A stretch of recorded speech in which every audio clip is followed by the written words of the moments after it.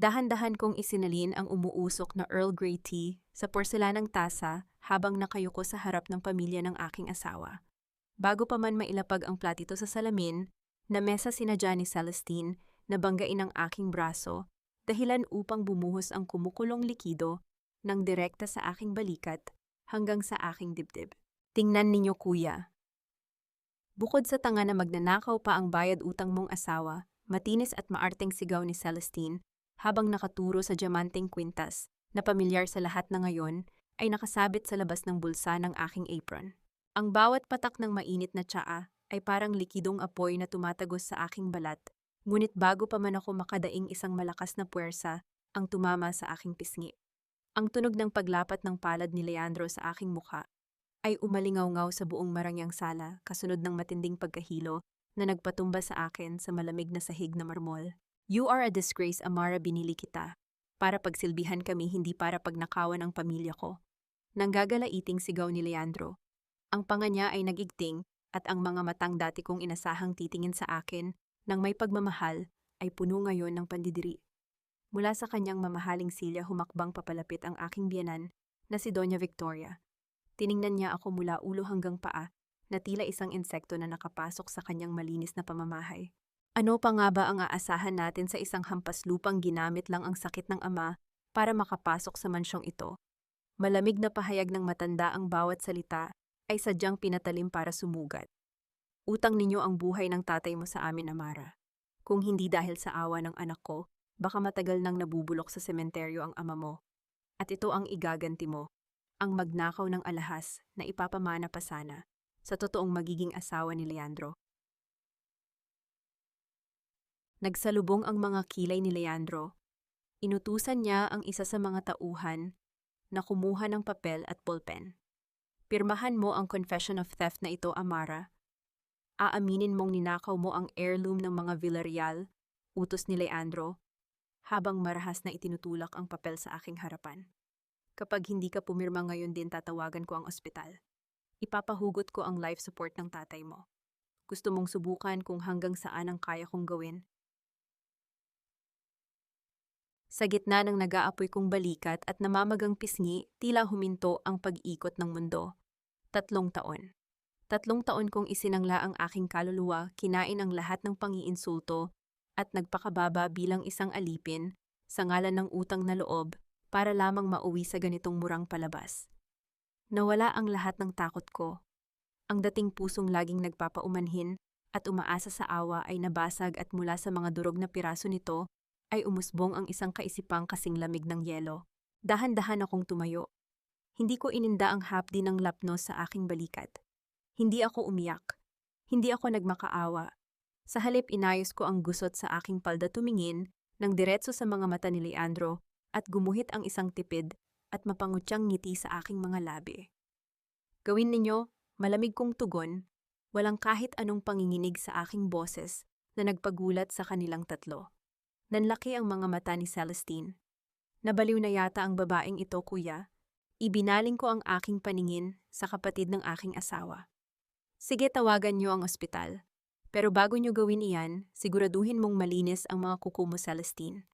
Masyadong halata ang gasgas sa gold clasp ng kwintas nang pilitin mong isingit sa apron ko. At Leandro, kung papipirmahin mo ako ng legal na dokumento, siguraduhin mong hindi mali ang grammar ng abogadong nag-draft niyan.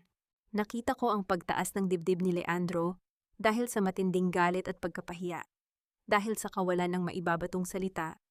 Upang takpan ang katangahan ng kanyang kapatid, ginamit niya ang kanyang lakas. Hinawakan niya ng mahigpit ang aking braso, bumaon ang kanyang mga daliri sa sariwa kong paso, at kinaladkad niya ako palabas ng marangyang sala patungo sa likod ng malawak na hasyenda. Hindi ako nanlaban.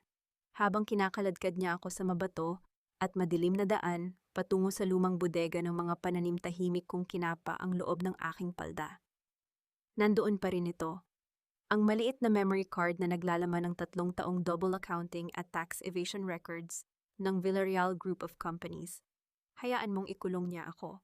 Kailangan ko ang pag-iisang ito para maitawag ang unang atake nang walang nakakakita.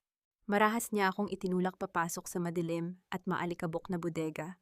Amoy kalawang at lumang abono ang sumalubong sa akin. Diyan ka mag-isip hanggang sa mabulok ka. Walang bibigay ng pagkain o tubig sa babaeng iyan hanggat hindi siya lumuluhod at pumipirma, sigaw ni Leandro mula sa labas. Ang mabigat na pintong kahoy ay sumara kasunod ang lagitik ng malaking kandado at ang unti-unting paglayo ng mga yabag ng aking asawa. Sa gitna ng dilim, sumandal ako sa malamig na semento. Tiningnan ko ang munting liwanag mula sa bitak ng bubong. Kinuha ko ang nakatagong cellphone sa aking suot na medyas ang baterya ay sapat na para sa isang mahalagang tawag na magpapabagsak sa kanilang imperyo. Ngunit bago ko i-dial ang numero ng aking abogado, naiisip ko ang aking ama na nasa ospital na pag-ari rin ng mga Villarreal. Ang buhay niya ay nasa kamay pa rin ng mga halimaw na iyon sa mga susunod na oras. Salamat sa huling tsa, Leandro. Ito na ang pinakamahal na tasang babayaran ninyo. Balot ng matinding dilim ang loob ng bodega. Ang amoy ng lumang pataba at kalawang ay humahalo sa malansang amoy ng sarili kong dugo mula sa pumutok kong labi. Sumandal ako sa magaspang na pader at hinayaan ang lamig ng semento na labanan ang nag-aapoy na kirot sa aking balikat. Sa isip ko sinimulan kong kwentahin ang lahat ng nangyari na tila isa lamang itong pahina ng ledger.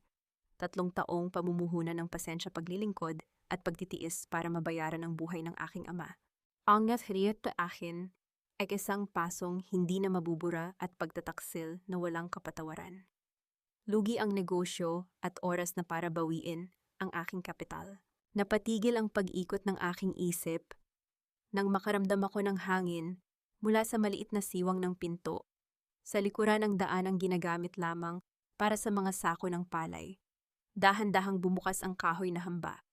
Pumasok ang isang figurang nakayuko dala ang isang maliit na flashlight na binalot ng makapal na panyo upang hindi lumabas ang matinding liwanag. Si Mang Isko ang matandang katiwala ng hasyenda na minsan kong ipinagtanggol ng pagbintangang nagnakaw ng prutas ni Doña Victoria. Lumuhod siya sa aking harapan. Nang makita niya ang kalagayan ng aking balikat na nagtutubig at namumula na papikit ang matanda, kinuha niya ang isang maliit na garapon ng halamang gamot mula sa kanyang dalang sako. Ramdam ko ang matinding panginginig ng kanyang magaspang na kamay habang maingat niyang pinapahiran ng malamig na katas ang aking sugat. Sa loob ng malawak na mansyong iyon na puno ng mga edukado at bilyonaryo, nakakapanindig balahib isipin na ang nag-iisang taong may natitirang humanidad ay ang pinakamahirap na trabahador na halos hindi nila pinapasweldo ng tama. Heto na po ang pinapakuha ninyo, Senyora Amara. Pabulong na wika ni Mang Isko habang iniaabot ang isang lumang tablet na itinago ko sa kanyang kubo bago pa man ang insidenteng ito. Salamat, Mang Isko, at huwag mo na akong tawaging senyora. Hindi na ako bahagi ng pamilyang ito. Malamig kong tugon. Kinuha ko ang tablet at ikinabit ang memory card mula sa laylayan ng aking palda. Sa ilalim ng mahinang liwanag ng screen, mabilis na kumilos ang aking mga daliri. Isa-isang lumitaw ang mga folder na maingat kong tinipon sa loob ng 3 taon. Naroon ang mga peking titulo ng lupa ng mga magsasaka, ang mga offshore bank accounts ni Doña Victoria na ginagamit sa money laundering at ang malinaw na listahan ng panunuhol ni Leandro sa mga opisyales ng bayan. Ito ang tunay na kayamanan ng mga Villarreal, isang bundok ng kasinungalingan. Pinindot ko ang send button patungo sa isang naka-encrypt na email address. Kasunod nito, idinial ko ang numero ng nag-iisa kong koneksyon sa labas. Sumagot agad ang kabilang linya nang walang anumang pag-aalinlangan. Nakuha ko na ang mga files, Amara Porpan. Formal na bungad ng boses ng isang babae. Ihanda mo ang motion para sa freeze order at ang mga ebidensya para sa tax fraud, Attorney V. Direktang utos ko, hindi inaalintana ang pangingirot ng aking laman sa bawat pagbigkas ng salita. Ngunit bago ang lahat, kailangan ko ng extraction team sa lalong madaling panahon. Unahin niyo ang ospital ng ama ko bago ako. Alam ni Leandro na ang tatay ko ang kaisa-isa kong kahinaan at gagamitin niya iyon para ipitin ako bukas ng umaga. Nakahanda na ang lahat. Titiyakin kong mailalabas ang papa mo bago sumikat ang araw. Papunta na ang mga tao ko, hintayin mo kami, Mon. Mabilis na tugon ni Attorney V bago ganap na naputol ang komunikasyon. Ibinaba ko ang tablet at ibinalik ito kay Mang Isko. Tinulungan ko siyang tumayo upang makabalik na siya sa kanyang tinutuluyan bago pa may makapansin. Ngunit bago pa man siya makarating sa maliit na siwang ng pinto, biglang may tumakip sa kaisa-isang bintana ng bodega malapit sa bubungan. Nawala ang sinag ng buwan na kanina ay nagbibigay ng kaunting liwanag sa amin. Tumingala ako at tila naging yelo ang dugo sa aking mga ugat.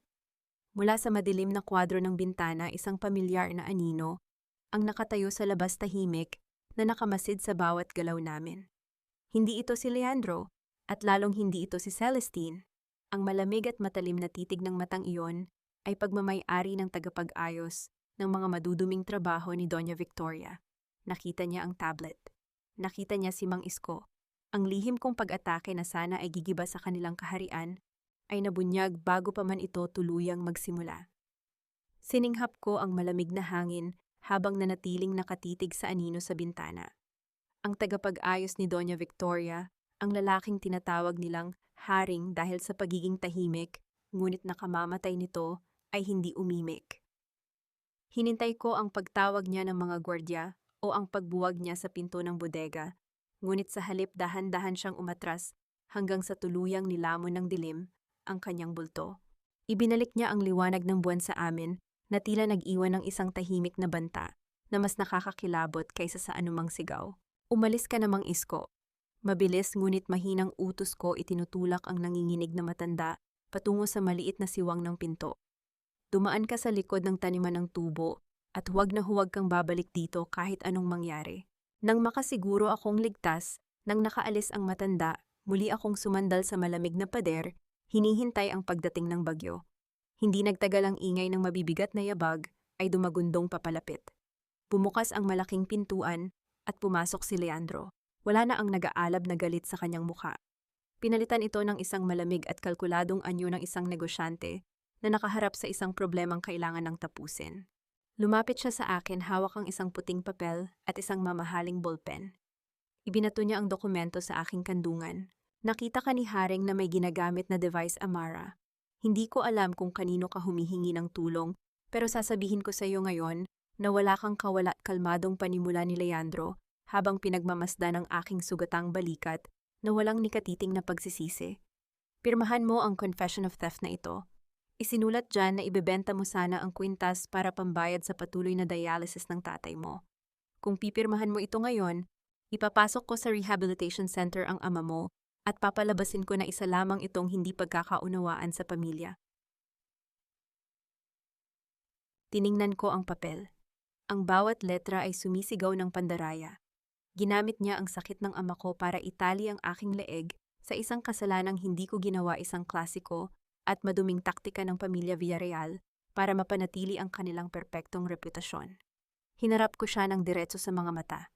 Walang luhang namumuo sa akin, tanging isang napakalalim na pagkasuklam. Paano kung hindi ako pumirma? Isang mapait na tawa ang lumabas mula sa mga labi ni Leandro. Umupo siya sa isang lumang sako sa aking harapan, tinititigan ako na parang isang basahan. Amara, huwag mo nang ipilit ang pagiging matapang. Kahit kailan hindi kita minahal. Convenience ka lang. Isang mura, maganda at perpektong palamuti na nabili ko gamit ang hospital bills ng tatay mo. Kung hindi ka pipirma, wala ng life support ang ama mo pagsikat ng araw. Ikaw ang papatay sa kanya, hindi kami. Ang mga salitang iyon, na sana ay dudurog sa puso ng sinumang asawa, ay naging huling susi na nagpalaya sa akin. Sa halip na umiyak o magmakaawa, isang marhan at mahinang tawa ang kumawala sa aking lalamunan. Tiningnan ko siya, ang lalaking pinaglaanan ko ng 3 taon ng pag-aalaga at pagsasakripisyo, at nakita ko ang kanyang kawalang halaga. Mura! Inanggat ko ang aking ulo. Ipinapakita ang aking matapang na anyo sa kabila ng dumi at dugo. Tingnan natin kung gaano kamura ang asawang binili mo, Leandro. Kapag dumating ang araw na nagmamakaawa ka sa harap ko, ipapaalala ko sa iyo kung paano mo ginamit ang salitang iyan. Nakita ko ang pagkalito sa kanyang mukha. Pilit niyang hinahanap ang takot sa aking mga mata, ngunit wala siyang nakita kundi isang malamig na pader ng yelo. Inis niyang iniwan ang dokumento sa sahig at naglakad palabas. Pipirma ka rin bago mag-umaga kapag natanggap mo na ang balita mula sa ospital. Bago siya tuluyang makalabas, tumunog ang kanyang cellphone mula sa bulsa ng kanyang pantalon. Hindi niya namalayang nalaglag ang isang maliit at nakatuping papel mula sa kanyang bulsa bago niya sinagot ang tawag at pinindot ang loudspeaker, marahil dahil sa abala ng pagbukas ng mabigat na pinto. Ang matinis na boses ni Celestine ay malinaw na umabot sa aking pandinig. Kuya, tapos na ba dyan? Inutusan ko na si Haring papunta sa ospital. Patayin na natin ang life support ng matandang Reyes ngayon din para hindi na makapalag ang asawa mo. Huwag na nating hintayin ang umaga. Bumagsak muli ang pinto. Iniwan ako sa kadiliman kasama ang nakakapasong katotohanan na ang buhay ng aking ama ay nanganganib na bago pa man dumating ang tulong ni Attorney V. Idinilat ko ang aking mga mata. Tinititigan ang nakatuping papel na nalaglag ni Leandro malapit sa aking mga paa habang ang orasan ng kamatayan ng aking ama ay nagsimula ng tumiktik. Pinulot ko ang nakatuping papel na nahulog mula sa bulsa ni Leandro. Sa ilalim ng kaunting liwanag na pumapasok sa bodega, mabilis kong binasa ang mga letrang nakaimprenta rito. Isa itong kumpirmasyon ng paglilipat ng malaking pondo patungo sa isang offshore account sa pangalan ng kanyang lihim na kalaguyo. Hindi lang pera ng kumpanya ang ninanakaw ng asawa ko, kundi maging ang kayamanan ng sarili niyang ina. Itinago ko ang papel sa loob ng aking damit. Ito ang magiging pako sa kanyang kabaong. Won San Gayen ang unahin ay ang aking ama. Narinig ko ang mahinang pagkiskis ng bakal sa labas ng pintuan. Bumukas ang mabigat na kahoy at iniluwan nito ang humahangos na si Mang Isko kasama ang dalawang lalaking nakauniporme ng itim. Mga tauhan ni Attorney V. Wala na tayong oras, Amara. Papunta na si Haring sa ospital. Bungad ng isa sa mga lalaki habang tinutulungan akong makatayo. Hindi na ako nagtanong pa. Mabilis kaming lumabas at tumakbo patawid sa madilim na tubuhan patungo sa naghihintay na sasakyan sa likod ng hasyenda. Sa loob ng umaarangkadang van, pilit kong kinalimutan ang matinding hapdi ng aking balikat. Ang tanging pinakinggan ko ay ang pag-asa na sana ay hindi pa huli ang lahat. Pagdating namin sa Villarreal Medical Center, dire-diretso kaming pumasok sa intensive care unit. Ang mga nurse ay nakatayo lamang sa isang gilid nanginginig sa takot, habang si Haring ay nakatayo sa tabi ng kama ng aking ama. Nakapatong na ang kanyang malapad na kamay sa saksakan ng life support machine. Subukan mong hugutin iyan at titiyakin kong mabubulok ka sa kulungan kasama ng mga naguutos sa iyo. Malamig at madiin kong banta sapat na upang mapuno ng awtoridad ang buong silid. Napalingon si Haring. Bago pa siya makakilos, pumalibot na sa kanya ang mga tauhan ni Attorney V. Dahil alam niyang wala siyang laban sa bilang unti-unting iniangat ni Haring ang kanyang mga kamay at mabilis na naglakad palabas ng kwarto nang walang anumang sinasabi. Lumapit ako sa kama ng aking ama. Mahigpit kong hinawakan ang kanyang mainit at kulubot na kamay. Buhay pa siya. Ligtas siya. Pumasok si Attorney V sa silid, hawak ang tablet. Nagbabayad na sila ng mga pulis, Amara. Gagawa ang mga Villarreal ng paraan para paikutin ang kwento ngayong gabi. Ilalabas nila ang arrest warrant mo anumang oras. Kailangan nating unahan ang media. Tumango ako. Inayos ko ang camera ng tablet at pinindot ang live stream button sa aking social media account na may libu-libong followers mula sa mga naging kliyente ko noong ako ay isa pang aktibong accountant. Sa loob lamang ng ilang segundo dumagsa ang mga manonood. Hindi ako umiyak. Hindi ako nagmukhang kaawa-awa. Tumingin ako ng diretso sa lens. Dahan-dahan kong ibinaba ang kwelyo ng aking damit, ipinapakita ang malaking paltos at mapulang laman sa aking balikat na dulot ng kumukulong tiyaan ni Celestine. Sa pamilya Villarreal, panimula ko ang boses ko ay kasing tatag ng bato. Ginawa ninyo akong alipin sa loob ng 3 taon kapalit ng pagpapagamot sa aking ama. Ngayong gabi sinubukan ninyong patayin ang tatay ko at sinunog ninyo ang balat ko dahil tinutulan ko ang inyong mga ilegal na gawain. Hindi ako ang magnanakaw ng inyong pekeng kwintas. Ako ang ninakawan ninyo ng buhay ng dignidad at ng karapatan. Nakatitig pa rin ako sa camera, mahigpit na hawak ang kamay ng aking ama nang marahas na bumukas ang pinto ng ICU. Pumasok ang 3 unipormadong pulis, kasunod ang head administrator ng ospital. Lumapit ang pinuno ng mga pulis, hawak ang isang nakatiklop na dokumento. Amara Reyes Villarreal, formal na wika ng opisyal, hindi alintana ang katotohanang naka-live broadcast ang bawat galaw niya. May hawak kaming warrant of arrest laban sa inyo para sa kasong qualified theft. Sumama kayo sa amin ng mapayapa. Nanatili akong kalmado habang nararamdaman ang malamig na bakal ng posas na dumiin sa aking mga pulso. Ang tunog ng pag-lock ng mekanismo nito ay umalingaw sa tahimik na silid ng ICU, ngunit hindi ako nagpakita ng kahit anong emosyon. Tumingin ako ng diretso sa screen ng tablet na hawak pa rin ni Attorney V. Ang aking live stream ay patuloy na umaani ng libu-libong komento at share. Ang bawat segundo ng aking pagkakadakip ay nakatatak na sa alaala ng publiko. Sumama na kayo ng maayos, Mrs. Villarreal. Ulit ng pulis habang hinihila ako ng bahagya. Sasama ako, tugon ko, ang boses ko ay kasing lamig ng hangin sa loob ng ospital. Pero tandaan niyo ang mukhang ito, dahil sa susunod na magkikita tayo, kayo naman ang magpapaliwanag sa korte kung bakit niyo pinusasan ang isang biktima sa harap ng kanyang naghihingalong ama. Dinala ako sa presinto sa gitna ng gabi. Pagbaba ko pa lang ng sasakyan, sinalubong na ako ng nakakasilaw na liwanag mula sa mga kamera ng iba't ibang news outlets. At doon sa gitna ng kumpol ng mga reporter nakatayo si Celestine Villarreal. May hawak siyang panyo na mumula ang mga mata at tila isang anghel na bumagsak mula sa langit dahil sa sobrang paghihinagpis. Patawarin mo kami, Amara. Bakit kailangang umabot sa ganito? Humahagulgol na sigaw ni Celestine sa harap ng mga kamera, ang kanyang boses ay puno ng pagkukunwari. Binigyan ka namin ng tahanan, tinuring ka naming pamilya. Pero bakit ninakawan mo pa rin kami? Bakit kailangan mong gumawa ng kwento tungkol sa paso na yan? Aksidente ang nangyari, Amara. Sinubukan kitang tulungan pero pinagbintangan mo ako. Napatigil ako sa paglakad. Tinitigan ko ang aking hipag na tila nanonood ng isang murang dula sa entablado. Ang kanyang pagiging pa-victim ay sadyang nakakasuka, lalo na't alam ko kung paano niya idiniin ang kumukulong tsaa sa aking balat habang nakangiti. How can you be so heartless? Patuloy ni Celestine, lalong nilakasan ng iyak para sa mga reporter. My brother Leandro is devastated. He loved you, he gave everything for your father's bills, and this is how you repay him. You're a professional manipulator, Amara. You're trying to destroy our reputation just because we found out about your theft. Hindi ako sumagot. Hinayaan ko siyang ubusin ang kanyang laway sa harap ng media. Ang pananahimik ko ay nagsilbing mitya para lalong magmukhang desperada ang kanyang mga akusasyon.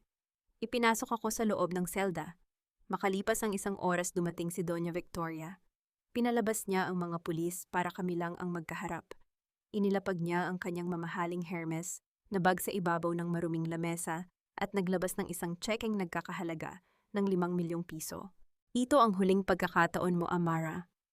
Malamig na wika ng matanda, ang kanyang mukha ay parang maskarang gawa sa porselana. Pirmahan mo ang urong demanda at mag-public apology ka.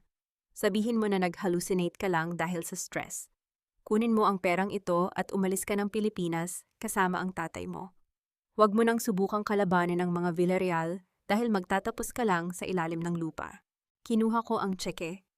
Tiningnan ko ito ng matagal bago ko ito dahan-dahang pinunit sa 4 na bahagi sa harap mismo ng kanyang mukha. Masyadong maliit ang halagang ito para sa dangal ko, Doña Victoria. Bulong ko habang itinatapon ang mga piraso ng papel sa sahig. Gusto ko ang lahat ng mayroon kayo. Ang hasyenda, ang kumpanya, at ang bawat sentimong ninakaw ninyo sa mga magsasaka. Ihanda nyo na ang mga abogada nyo dahil hindi nyo ako ikinulong dito para sumuko. Ikinulong nyo ako rito para magkaroon ako ng dahilan na ubusin kayo. Namutla ang matanda sa tindi ng galit, ngunit bago pa siya makapagsalita, bumukas ang pinto ng presinto. Pumasok ang isang lalaking nakasuit, may dalang mga dokumento kasunod ang pinuno ng istasyon na tila biglang naging maamong tupa. General warrant recall, ma'am, pahayag ng lalaki. The bail has been posted and the counter charges for illegal detention and physical injuries have been filed. Mrs. Villarreal is free to go. Nagtaka ako. Alam kong matatagalan pa bago maayos ni Attorney V ang piyansa dahil sa gipit na oras. Paglabas ko ng istasyon, isang itim na Rolls-Royce ang nakaparada sa tapat. Bumukas ang pinto nito at iniluwa ang nag-iisang tao na hindi ko inaasahang makikita, ang pinakamalaking karibal sa negosyo ng mga Villarreal, si Don Gabriel Montero. Tumingin siya sa akin, may bakas ng paghanga sa kanyang matatandang mata. Amara Reyes, hindi mo na kailangang magdusa sa putikan. Handa ka na bang simula ng tunay na auditing ng kanilang kamatayan? Sumandal ako sa malambot na sandalan ng Rolls-Royce ni Don Gabriel Montero habang pinagmamasdan ang unti-unting paglayo ng presinto sa aking paningin. Ang amoy ng mamahaling leather at ang lamig ng aircon sa loob ng sasakyan ay malayo sa malansang amoy ng bodega at selda na pinanggalingan ko. Bakit niyo ako tinutulungan, Don Gabriel? Tanong ko nang hindi lumilingon sa matanda. Ang boses ko ay walang bahid ng pasasalamat, tanging purong lohika at pag-aalinlangan. Isang mahinang tawa ang kumawala sa matanda habang inaayos niya ang kanyang salamin. Dahil sa loob ng 3 taon, napanood ko kung paano mo pinatakbo ang pananalapi ng mga Villarreal Sa kabila ng kanilang pagmamaltrato sa'yo, you are a genius accountant, Amara. At higit sa lahat alam ko ang hawak mong ebidensya. Gusto kong makitang gumuho ang Hacienda Villarreal at ikaw ang nag-iisang tao na may hawak ng maso para gawin iyon. Hindi ako magiging sunod-sunuran sa inyo, malamig kong paalala. Gagamitin ko ang inyong resources pero ang bawat hakbang ay ayon sa aking plano. I expect nothing less from you, Theo, sagot niya habang iniabot ang isang laptop. The stage is yours. Sa loob ng sumunod na 48 oras, nagsimula ang tinatawag kong auditing storm. Gamit ang resources ni Don Gabriel, mabilis na kumalat sa mga financial news outlets ang mga dokumentong hawak ko. Ang balita tungkol sa tax evasion, money laundering at ang double books ng Villarreal Group of Companies ay sumabog na parang bomba sa stock market. Ang kanilang shares ay bumagsak ng higit sa 40% sa loob lamang ng isang araw. Kinabukasan, naganap ang pinakahihintay kong eksena. Sa gitna ng boardroom ng Villarreal Corporation, nagkakagulo ang mga investors at board members. Si Leandro ay mukhang hindi nakatulog ng ilang gabi, ang kanyang kurbata ay maluwag at ang kanyang mukha ay puno ng pawis habang pilit na nagpapaliwanag sa mga galit na board members. We can still fix this. Itong mga leaks na ito ay gawa-gawa lamang ng mga kalaban natin. Sigaw ni Leandro, ang kanyang boses ay nanginginig sa desperasyon. Fix what, Leandro? Isang pamilyar na boses ang pumutol sa kanyang pagsisigaw. Bumukas ang malaking pinto ng boardroom. Pumasok ako, suot ang isang itim na power suit, ang aking buhok ay maayos na nakapusod at ang bawat hakbang ko ay puno ng awtoridad. Sa tabi ko ay si Attorney V at ang legal team ni Don Gabriel. Namutla si Leandro nang makita ako. Amara, anong ginagawa mo rito? Security, ilabas ang babaeng ito. Hindi na sila susunod sa iyo, Leandro Tan. Formal kong wika habang inilalapag ang isang folder sa gitna ng mahabang mesa. Ang Montero Group ay nakabili na ng sapat na shares para magkaroon ng upuan sa board na ito, at ako ang itinalaga ni Don Gabriel bilang lead auditor at consultant para sa restructuring ng kumpanyang ito. You traitor, susugurin sana ako ni Leandro, ngunit mabilis siyang hinarangan ng mga security na ngayon ay nasa ilalim na ng utos ni Don Gabriel. Lumapit ako sa kanya dahan-dahan hanggang sa magkaharap kaming dalawa. Wala akong nakitang asawa sa harap ko, kundi isang talunang negosyante na malapit nang mawalan ng lahat. Sabi mo noong isang gabi, mura lang ang halaga ko, di ba? Panimula ko, sapat na ang lakas ng boses para marinig ng lahat ng board members. Kaya heto, dinalhan kita ng regalo. Kinuha ko mula sa aking bag ang isang maliit na calculator at marahan itong inilapag sa harap niya. Paki-compute kung magkano ang matitira sa inyo kapag binawi ko na ang Hacienda Villarreal bilang danyos sa lahat ng pananakit at pagnanakaw nyo sa akin at sa mga magsasaka. Bulong ko, ang aking mga mata ay tila talim ng kutsilyo na humihiwa sa kanyang pagkatao. Gusto kong makita mo ang bawat sentimong mawawala sa iyo, Leandro. Isama mo na rin ang mga perang inilipat mo sa kalaguyo mo dahil alam ko ang tungkol sa account na iyon. Natulala si Leandro. Ang kanyang bibig ay bumukas-sara ngunit walang salitang lumalabas. Ang kanyang pride ay tuluyan nang nadurog sa harap ng mga taong dati ay yumuyukod sa kanya. Eksaktong sa sandaling iyon, ang Chief Financial Officer ng kumpanya ay pumasok na humahangos, hawak ang isang tablet na nanginginig ang mga kamay. Sir, Leandro, Ma'am Victoria, nautal niyang wika habang nakatingin sa akin nang may matinding takot. Kakatanggap lang natin ng tawag mula sa International Banking Authority, lahat ng accounts ng pamilya Villarreal sa Switzerland, na-freeze na dahil sa hinala ng money laundering. Wala na tayong access sa kahit anong pondo. Tiningnan ko si Leandro na unti-unting napaupo sa kanyang upuan, ang kanyang mukha ay nawala ng kulay. Ngumiti ako ng napakalamig. Ang auditing ng kanilang kamatayan ay nagsisimula pa lamang. Ang alikabok sa daan patungo sa tarangkahan ng Hacienda Villarreal ay tila sumasayaw sa ilalim ng nagbabagang araw. Sa likod ko, daan-daang mga magsasaka ang naglalakad ng may iisang layunin. Ang kanilang mga mukha na dati ay puno ng takot at pagyuko ngayon ay kakikitaan ng determinasyong bawiin ang nararapat sa kanila. Hawak ko ang isang itim na folder na naglalaman ng mga orihinal na titulo ng lupa, ang huling alas na itinago ng aking ama sa loob ng maraming taon sa ilalim ng sahig ng aming lumang dampa. Huminto ang aming martsa sa harap ng malaking bakal na tarangkahan. Doon nakatayo si Doña Victoria at si Celestine pinaliligiran ng kanilang mga armadong security guards.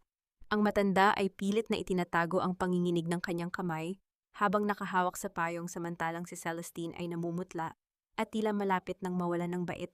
Anong ibig sabihin ng pambabastos na ito, Amara? Sigaw ni Doña Victoria ang kanyang boses ay nanginginig sa galit. Umalis kayo sa lupang ito. This is private property, guards.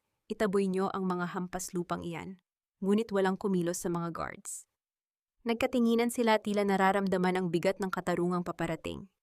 Humakbang ako ng isa papalapit sa rehas sapat na para makita nila ang bawat detalye ng aking malamig na mukha. Private property. Pag-uulit ko, may halong pangungutya sa aking boses. Tama ka, Doña Victoria. Private property ito ng pamilya Reyes. Ang mga dokumentong hawak ninyo ay pawang mga peke at gawa-gawa lamang ng namayapa ninyong asawa para nakawin ang lupa ng tatay ko at ng mga magsasakang ito. Ngayong araw tapos na ang panahon ng inyong ilegal na pananatili rito. You're lying, Fred. Histeryosong sigaw ni Celestine. This is our empire, hindi mo ito makukuha sa amin. Wala na kayong kumpanya, wala na kayong pera sa bangko, at ngayon wala na rin kayong lupang tatayuan.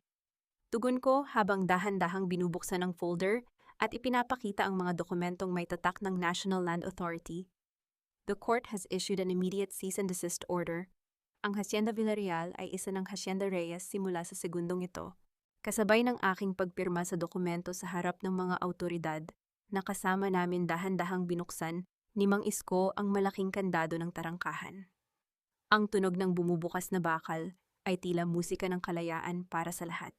Dahan-dahan akong humakbang papasok sa loob ng lupain. Ang bawat pagtapak ko sa tuyong lupa ay tila nagpapawi sa 3 taon ng aking pagiging alipin. Noong una akong tumapak dito, pumasok ako bilang isang bayad utang, nakayuko at walang boses. Ngayon naglalakad ako bilang may-ari tagapagtanggol at simbolo ng kanilang pagbagsak. Nang makita ni Celestine na tuluyan ng pumasok ang mga magsasaka at nagsimula ng magsaya, tila may naputol na bahagi sa kanyang utak. Marahas niyang itinulak ang isa sa mga guards at inagaw ang baril na nakasukbit sa baywang nito. Hindi ko hahayaang manalo ka, Amara. Sigaw ni Celestine, ang kanyang mga mata ay nanlilisik at ang kanyang buhok ay gulo-gulo na. Itinutok niya ang dulo ng baril sa aking dibdib. Ang kanyang mga kamay ay nanginginig, ngunit ang kanyang daliri ay nakapatong na sa gatilyo. Celestine, ibaba mo iyan, sigaw ni Doña Victoria, na ngayon ay tuluyan ng napaupo sa lupa dahil sa takot. Hinarap ko si Celestine nang hindi kumukurap. Hindi ko hinayaang makita niya ang kahit anong takot. Isang malamig na ngiti ang sumilay sa aking mga labi habang dahan-dahan akong naglalakad papalapit sa dulo ng kanyang baril. Gawin mo, Celestine, hamon ko, ang aking boses ay matatag at walang panginginig. Pumutok ka at titiyakin ko na bago pa man ako bumagsak sa lupang ito, ang huling makikita mo ay ang rehas ng kulungan na pagbubulukan mo habang buhay. Kung mamamatay ako rito, mamamatay kang kasama ko, pero ako ay mamamatay na bayani habang ikaw ay mamamatay na isang basura. Narinig ko ang tunog ng bakal na nagkasa sa loob ng baril. Ang mukha ni Celestine ay punong-puno ng desperasyon at puot. Kung mamamatay ako, isasama kita. Inabot ng nanginginig na daliri ni Celestine ang gatilyo ng baril, subalit sa halip na umalingaw-ngaw ang isang nakakabinging pagsabog, isang mahinang paglapat lamang ng bakal ang narinig sa buong paligid. Dahil sa labis na desperasyon at kawalan ng karanasan, hindi niya namalayang nakababa pa rin ang safety lock ng sandata. Bago pa siya makagawa ng ikalawang hakbang, mabilis na idinagdag ng 2 pulis ang kanilang bigat sa kanyang likuran, dahilan upang bumagsak siya sa maalikabok na lupa habang pilit na kinukuha ang baril mula sa kanyang kamay. Nanatili akong nakatayo, hindi umurong kahit 1 pulgada, pinagmamasdan ang kanyang pagpupumiglas, tulad ng isang insekto sa loob ng garapon. Ilang linggo matapos ang huling pagtatangkang iyon, ang nakakapasong init sa tarangkahan ng hasyenda ay napalitan ng nagyayelong hangin sa loob ng Regional Trial Court.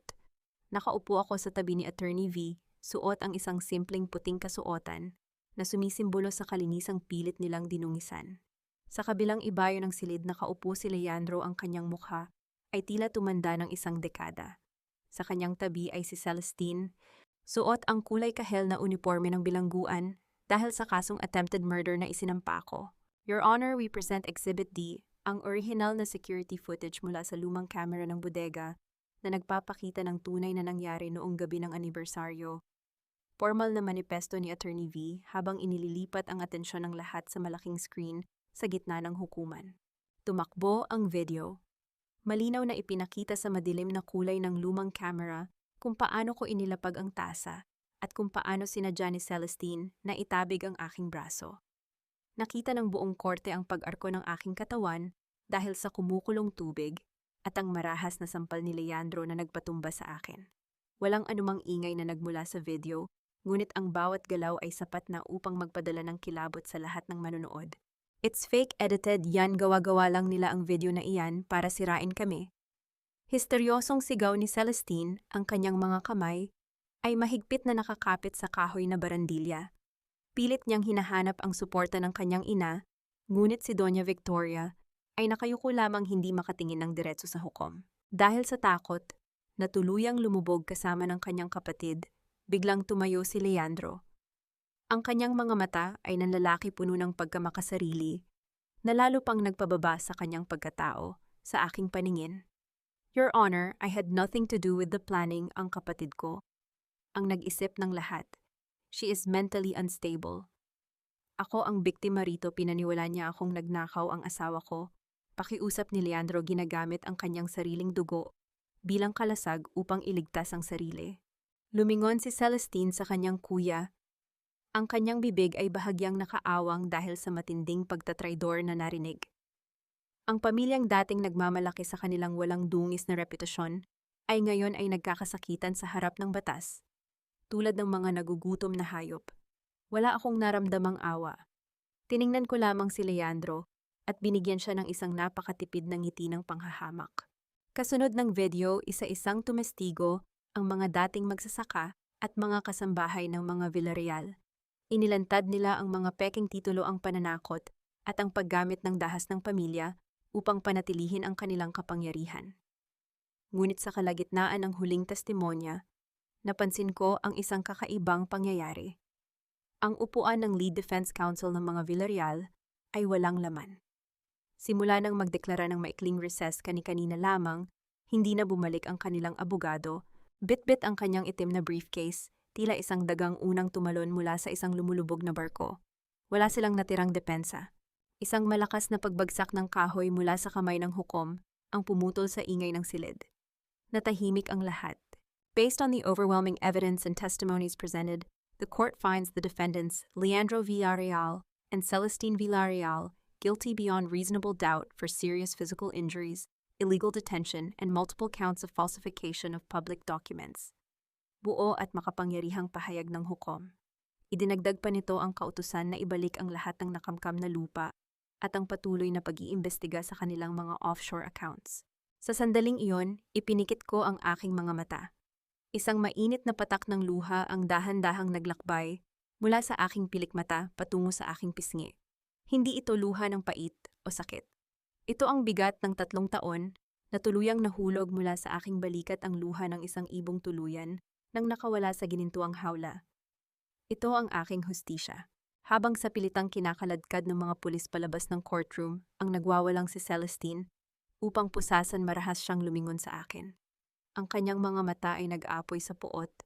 Ang kanyang mukha ay pumangit dahil sa matinding galit. Hindi pa tapos ito, Amara. Tili niya, ang kanyang boses ay pumunit sa tahimik na bulwagan. Tingnan mo si Mama, wala na siya rito. Akala mo ba nanalo ka na? May huling alas pa si Mama at sisiguraduhin kong iiyak ka ng dugo. Napabaling ang aking paningin sa pwesto ni Doña Victoria. Ang upuan ng matanda ay walang laman at sa ibabaw nito ay may iniwang isang maliit na itim na sobre. Inabot ko ang maliit na itim na sobre mula sa walang lamang upuan ni Doña Victoria. Binuksan ko ito at tumambad ang isang address na pamilyar sa akin, ang nag-iisang ancestral home ng pamilyang nasa pangalan ng ina ni Doña Victoria bago pa man siya naging isang Villarreal. Ito ang huling piraso ng kanilang kayamanan na hindi naabot ng freeze order ni Don Gabriel. Hindi ito isang banta. Isa itong imbitasyon mula sa isang reynang nawalan ng korona. Makalipas ang 2 oras, nakatayo ako sa harap ng lumang bahay na bato sa labas ng syudad. Ang kapaligiran ay tahimik salungat sa ingay ng pagbagsak ng kanilang pamilya.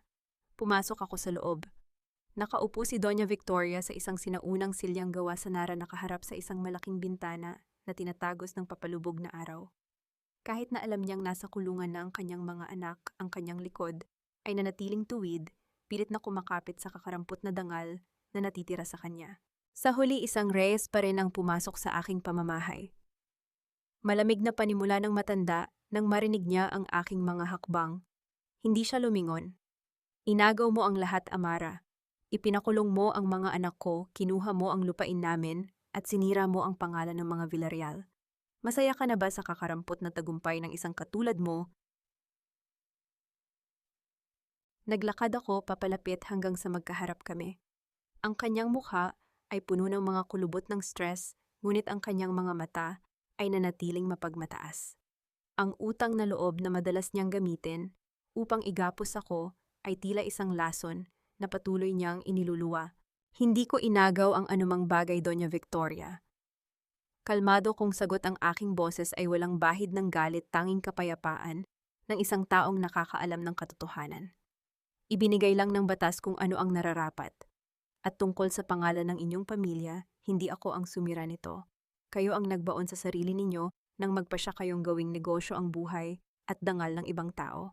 Tiningnan niya ako ng may matinding pagkasuklam. Mananatili kang isang alipin sa aming mga paningin. Kahit magkano pa ang pera mo ngayon, hinding-hindi mo mabubura ang katotohanang lumuhod ka sa amin para sa buhay ng tatay mo. Ang pamilya mo ay nabubuhay lamang dahil sa limos namin. Tinitigan ko siya. Ginamit ko ang natutunan kong pananahimik mula sa loob ng madilim na bodega. Walang sumbat na makakasakit sa isang taong bulag sa kanyang sariling pagkakamali. Sa halip na sumagot ng galit, kinuha ko ang isang tsekeng matagal ko nang inihanda at dahan-dahang inilapag ito sa ibabaw ng maliit na mesa sa kanyang tabi. Sumulyap ang matanda sa papel. Ang halagang nakasulat doon ay eksakto sa sentimo kung magkano ang ginastos nila para sa ospital ng aking ama noong una kasama ang compound interest na umaabot sa 3 taon. Ano ito, isang panunuya? Tanong niya, ang kanyang tinig ay nagsisimula ng mabasag. Ito ang kalayaan ko, malamig kong tugon. Bayad na ako sa lahat ng utang ng pamilya ko sa inyo. Hindi na kami nanggaling sa limos nyo. At dahil hawak na ng gobyerno ang lahat ng nakaw ninyong yaman, yan na lang ang magiging pondo ninyo para sa mga abogado ng mga anak ninyo. Binibili ko ang aking pangalan at binabalik ko sa inyo ang inyong kasakiman. Hindi na siya nakasagot. Ang kanyang mapagmataas na anyo ay dahan-dahang gumuho. Ang mga kamay na dati nagmamando ng pamilya ay ngayoy nanginginig habang nakahawak sa kapirasong papel.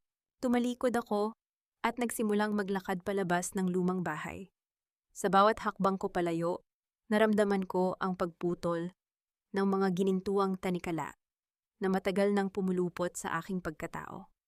Narinig ko ang isang mahina at basag na paghikbi mula sa matanda, ang pagbagsak ng kanyang pride. Hindi ako lumingon. Hindi na siya bahagi ng mundo ko. Pag-uwi ko sa aking bagong apartment, isang malamig na simoy ng hangin ang sumalubong sa akin sa may pintuan. Ngunit bago ko pa man maipasok ang susi, napansin ko ang isang puting sobre na nakasingit sa ilalim ng doormat. Pamilyar ang sulat kamay sa labas nito.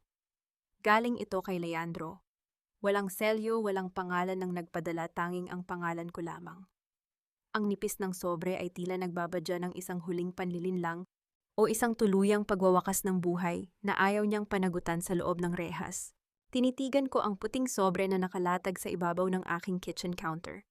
Ang manipis na papel ay tila may dalang sariling bigat. Dahan-dahan kong pinunit ang gilid nito, iniiwasang masira ang nilalaman at hinugot ang isang nakatuping papel. Ang pamilyar na sulat kamay ni Leandro, na dating nag-uutos at nagmamalaki ngayon, ay puno ng panginginig at pagmamadali. Amara, kapag nabasa mo ito, wala na ako sa Pilipinas. Ginamit ko ang huling perang natitira sa akin mula sa isang secret account na hindi nakuha ng Montero Group para makatakas. Iiwan ko si Mama at si Celestine. Hindi ko kayang mabuhay sa loob ng kulungan. Bago ako umalis, gusto kong malaman mo na tama ka. Mura nga ang halaga ko. At ngayong nawala na ang lahat, saka ko lang nakita kung anong klaseng halimaw ang pamilya ko. at kung anong klaseng babae ang itinapon ko. Huwag mo na akong hanapin. Ibinaba ko ang sulat. Isang mapaklang ngiti ang sumilay sa aking mga labi. Kahit sa huling pagkakataon, pinatunayan ni Leandro na isa lamang siyang duwag. Tinalikuran niya ang sariling ina at kapatid para iligtas ang sariling balat. Ang pagsisisi niya ay hindi galing sa pagmamahal, kundi sa pagkaawa sa sarili dahil sa kanyang pagkatalo. Pinunit ko ang sulat at itinapon ito sa basurahan.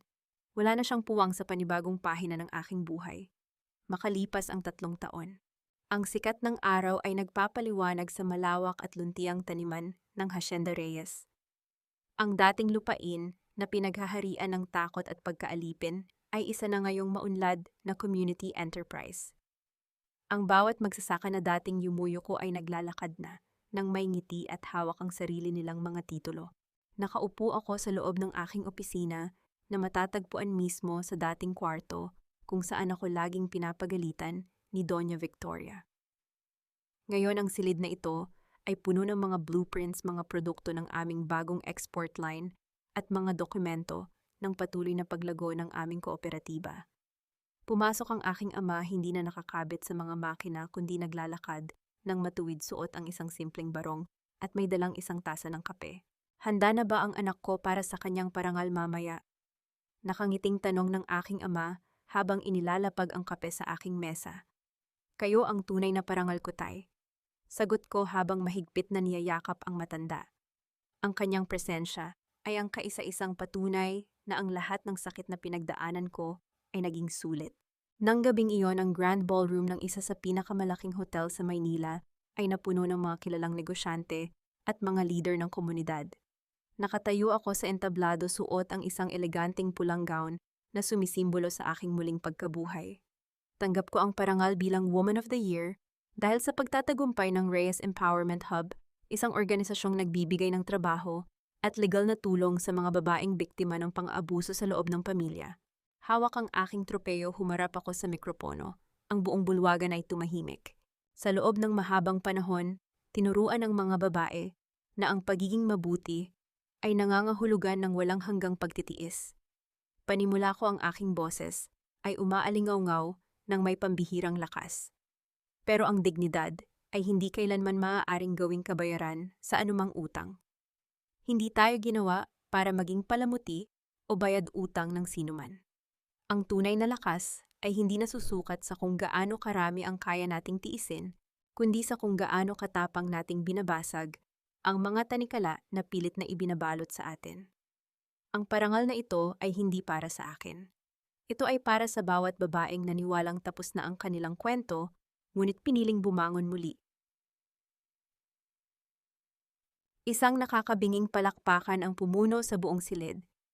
Nandoon si Don Gabriel nakangiti at pumapalakpak kasama ng kanyang legal team. Nandoon si Mang Isko nakasuot ng malinis na polo, umiiyak dahil sa tuwa. At higit sa lahat, nandoon ang mga kababaihan ng hasyenda nakatayo ng may taas noo. Matapos ang programa, lumabas ako sa likod ng hotel upang langhapin ang sariwang hangin ng gabi. Ang malamig na simoy ay nagbigay ng kapayapaan sa aking isipan. Ngunit habang naglalakad ako patungo sa aking sasakyan, isang lalaking nakasuot ng marumi at gusot na jacket ang biglang lumabas mula sa anino ng mga puno hinaharangan ng aking daan. Ang kanyang mukha ay puno ng dumi at tubo ng balbas, ang kanyang mga mata ay nanlalalim at ang kanyang tindig ay tila isang taong nawalan ng kaluluwa. Tinitigan ko siya at kahit natatakpan ng pagkasira ang kanyang anyo, nakilala ko ang lalaking nasa harapan ko. Bumalik si Leandro. Nanatili akong nakatayo sa tapat ng aking sasakyan. Ang pulang gown ko ay dahan-dahang hinahampas ng hangin habang tinititigan ko ang taong nasa harap ko.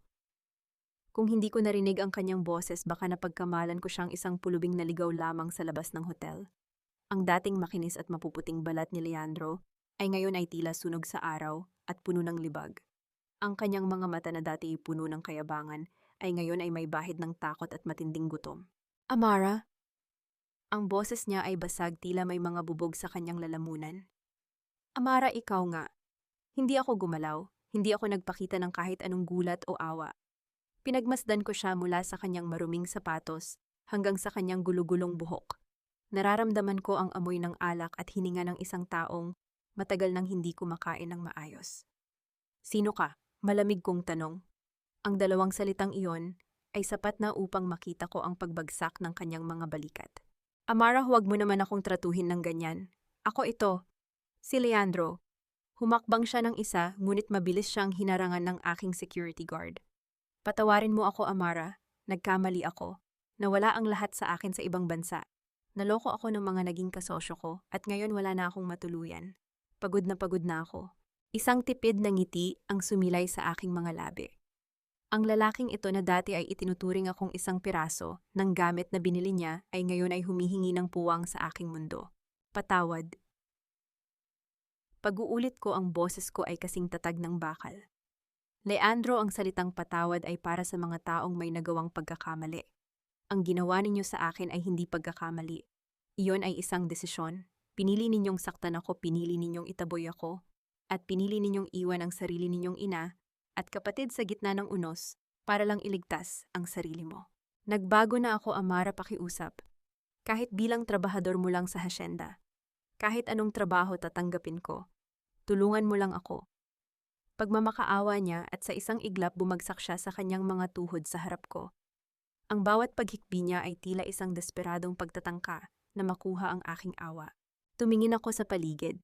Ang mga ilaw ng hotel ay patuloy na kumikinang, ang mundo ay patuloy na umiikot at ang tagumpay ko ay hindi na bahiran ng kanyang muling pagpapakita. Dahan-dahan kong binuksan ang aking mamahaling clutch bag. Kinuha ko ang isang barya, isang 10 piso at marahan itong binitawan sa kanyang harapan. Ang tunog ng barya na tumama sa semento ay umalingaw-ngaw sa pagitan naming dalawa. Sabi mo noon mura lang ang halaga ko, di ba? Nabayad utang lang ako. Bulong ko habang nakayuko ng bahagya sa kanya. Heto ang 10 piso, Leandro. Iyan ang eksaktong halaga mo sa paningin ko ngayon. Kunin mo iyan at bumili ka ng pagkain dahil iyan na ang huling bagay na makukuha mo sa akin. Ang Hacienda Reyes ay para sa mga taong may dangal at ikaw, wala ka na kahit anong bakas niyon. Nanatili siyang nakaluhod, nakatitig sa barya na nasa putikan malapit sa kanyang kamay. Ang kanyang pride na dati ay mas mataas pa sa mga gusali ng Makati, ay tuluyan ng nayurakan sa harap ng babaeng dati niyang minata. Huwag ka nang babalik dito, Leandro. Sa susunod na makita kita, titiyakin kong ang mga awtoridad na ang kakausap sa iyo tungkol sa mga kasong iniwan mo, huling banta ko, bago ako tumalikod. Pumasok ako sa loob ng aking sasakyan. Hindi ko na siya tiningnan muli sa side mirror. Habang umaandar ang sasakyan palayo sa hotel, naramdaman ko ang isang malalim at ganap na kapayapaan. Wala nang galit, wala nang pait. Tanging ang lamig ng tagumpay at ang init ng bagong simula ang natitira sa aking puso. Inilabas ko ang aking cellphone at idinial ang numero ng aking secretary. Ihanda mo ang mga papeles para sa susunod nating expansion sa Visayas. Bukas na bukas din sisimulan natin ang pagtatayo ng bagong center para sa mga kababaihan. Binaba ko ang telepono at tumingin sa labas ng bintana. Ang mga ilaw ng syudad ay tila mga bituin na bumagsak sa lupa gabay sa aking patuloy na paglalakbay. Malaya na ako, tunay na malaya. Ang hapon sa Hacienda Reyes ay hindi na kasing bigat ng dati. Ang hanging umiihip mula sa mga taniman ng tubo ay wala nang dalang amoy ng takot o hinanakit, kundi ang samyo ng basang lupa at ang halimuyak ng mga bulaklak sa hardin.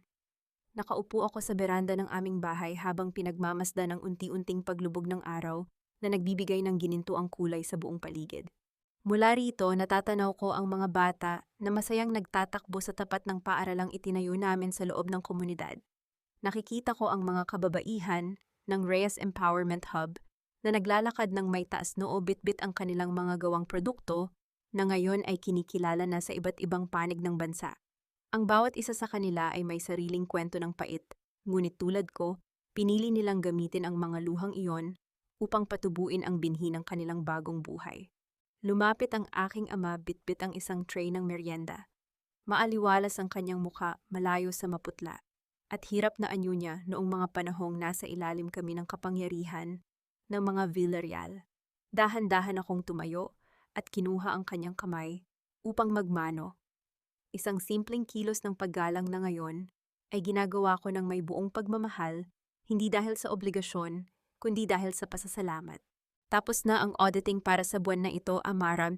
Nakangiting wika ng aking ama habang nauupo sa tabi ko. Ang sabi ni Mang Isko, lalong lumaki ang ani natin ngayon. Higit pa sa sapat para sa lahat ng pamilya rito. Mabuti po kung ganun, tay. Sagot ko habang nakatingin sa malayo. Gusto kong maramdaman nila na ang bawat butil ng pawis nila ay may katumbas na dangal. Napaisip ako sa naging tadhana ni na Doña Victoria at Celestine. Narinig ko mula kay Attorney V na ang matanda ay nananatili na lamang sa kanyang ancestral home, mag-isa, at unti-unti nang kinakain ng limot ang kanyang sariling pangalan. Si Celestine naman ay patuloy na nagbabayad sa loob ng rehas, habang si Leandro ay tuluyan nang nawala sa mapa isang anino na lamang ng nakaraang hindi na muling babalik. Marami ang nagtatanong sa akin kung napatawad ko na ba sila. Ang sagot ko ay simple. Pinatawad ko na ang aking sarili sa pananatili sa dilim ng napakahaba. Ang pagpatawad sa kanila ay hindi nangangahulugan ng muling pagtanggap. Ito ay ang tuluyang pagpapakawala sa bigat na iniwan nila sa aking puso. Hindi ko na kailangang magalit dahil ang galit ay isa pa ring paraan ng pagkakakabit sa kanila. At ngayon wala na akong anumang connection sa kanilang pamilya. Malaya na ako sa lahat ng aspeto sa pananalapi sa emosyon at sa diwa. Tiningnan ko ang aking mga kamay. Wala na ang mga paltos, tanging ang maliliit na pilat na lamang sa aking balikat ang nagsisilbing paalaala ng aking pinagdaanan. Hindi ko na ito ikinahihiya. Ang mga pilat na ito ay hindi marka ng pagkatalo, kundi mga medalya ng aking pagbangon. Natutunan ko na ang tunay na kayamanan ay hindi nasusukat sa dami ng shares sa isang kumpanya o sa lawak ng lupang pag-aari mo. Ang tunay na kayamanan ay ang kakayahang tumingin sa salamin at makita ang isang taong hindi kailanman sumuko sa kanyang sarili. Ang katarungan ay hindi lamang tungkol sa pagpapakulong sa mga masasama, kundi sa pagtitiyak na ang mga mabubuti ay may pagkakataong mamuhay ng walang takot. Isang huling sulyap ang ibinigay ko sa papalubog na araw bago ako pumasok sa loob ng bahay. Bukas may mga panibagong hamon na darating, may mga bagong kwentong isusulat at may mga bagong buhay na tutulungang itayo. Ang mga tanikalang ginto ay tuluyan ng natunaw at mula sa apoy niyon ay nabuo ang isang babaeng hindi na muling yuyuko sa sinuman. Ako si Amara Reyes at sa wakas ang aking pangalan ay akin na muli.